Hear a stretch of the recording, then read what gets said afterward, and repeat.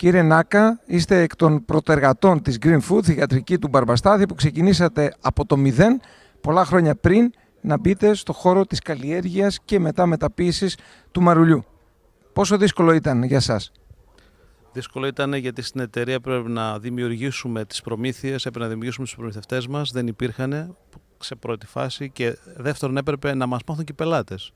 Οι πελάτες σιγά σιγά από εμάς έμαθαν το προϊόν και το εργοστάσιο να μάθει να παράγει αυτό που πρέπει να παράγει. Ξεκινήσαμε το μηδέν δηλαδή. Η κομμένη σαλάτα τελικά αρχίζει να αναδεικνύεται σαν προϊόν, το οποίο εσείς το είχατε συλλάβει και αρχίσατε να το φτιάχνετε. Οι πρώτες ύλες ήταν δύσκολο να τις βρείτε? Ναι, γιατί ουσιαστικά δεν παραγόταν τέτοια πρώτη ύλη για να τη χρησιμοποιήσουμε εμείς. Ήταν πολύ δύσκολο να τη βρούμε. Τη δημιουργήσαμε όμως. Εντάξει, όσο δύσκολο και να είναι, κάποια στιγμή, αν το παλέψεις, το δημιουργείς. Αυτή η αλλαγή ήρθε πιο γρήγορα από ό,τι περιμένατε, στον χρόνο που περιμένατε, ή τελικά ακόμα περιμένατε? Να πω την αλήθεια, επειδή είμαστε εταιρεία σε ανάπτυξη, ακόμα περιμένουμε να πιάσουμε τα αποτελέσματα που πρέπει να πιάσουμε. Αλλά ήρθε με μεγάλη προσπάθεια, αυτό είναι αλήθεια. Η υδροπονία παίζει κάποιο ρόλο, μάλλον το προϊόν που προέρχεται από υδροπονία παίζει κάποιο σημαντικό ρόλο στην παραγωγή σας? Εμείς έχουμε δύο προϊόντα που προέρχονται από υδροπονία αυτή τη στιγμή στην εταιρεία μας, και φυλλώδη-λαχανικά. Έχουν παραγωγό πολύ καλό που παράγει φυλλώδη-λαχανικά, όπως και τσέρι τοματίνια, που είναι και λογικό να είναι υδροπονίας για να έχουμε καλύτερα αποτελέσματα και καλύτερη ποιότητα. Προφανώς παίζει. Ακόμα όμως οι υδροπόνοι, να το πω έτσι, της Ελλάδας δεν έχουν ενδιαφερθεί για αυτές τις καλλιέργειες στο βαθμό που θα θέλαμε εμείς.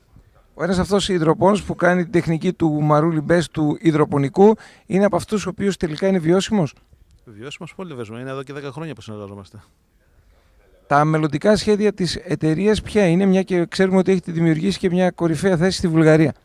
Εμείς σκεφτόμαστε να βγούμε ούτως ή άλλως επιθετικά και στα υπόλοιπα Βαλκάνια. Επίσης, αυτό που σκεφτόμαστε είναι πως θα πρέπει να αυξήσουμε τα μείγματα των σαλατών που πουλάμε, και ό,τι έχει να κάνει με καινοτομία στα συγκεκριμένα λαχανικά, εμάς μας βρίσκει σύμφωνος και θα το προχωρήσουμε. Άρα δηλαδή υπάρχει χώρος για παραγωγούς οι οποίοι θέλουν να επενδύσουν στην καλλιέργεια των φυλλωδών λαχανικών με την ευρεία έννοια και μπορούν να απευθυνθούν μαζί σας?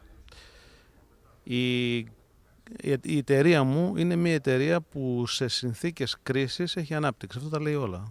Προφανώς υπάρχει χώρος για παραγωγούς που θέλουν να έρθουν μαζί μας και να μας βοηθήσουν και να τους βοηθήσουμε.